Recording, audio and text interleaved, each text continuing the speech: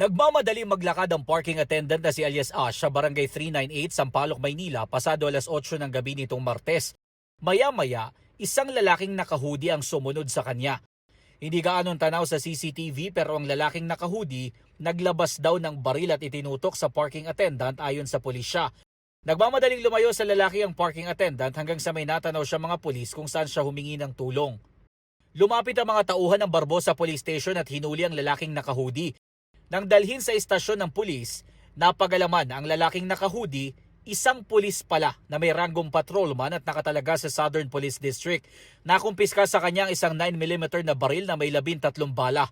Ayon sa isang saksi, bago ang panunutok ng baril, uminom sa isang bar ang 31 anyos na sospek kasamang 3 iba pa madaling araw ng Martes. Itinago raw ng ilang nagmagandang loob na parking attendant ang kanyang helmet para hindi raw mawala. Matapos ang inuman, naghamon umano ng away ang sospek sa mga tao na nasa labas ng bar. Sa kanya, nilapitan umano ang isang menor de edad na parking attendant. Dinibdiban po siya. Tapos nag-aamok po ng gulo, sino ba matikas. Hindi naman po siya pinapansin, bigla na lang daw po siyang lumapit. Tapos nag-aamok daw po. Umalis daw noon ang pulis at bumalik kinagabihan para kunin ang kanyang helmet na inakala raw niyang ninakaw.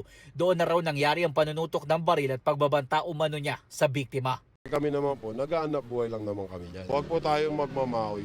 Di porket nakainom kayo, gagamitin nyo na yung tsapa yung Ayon sa Barangay 398, residente nila ang biktima.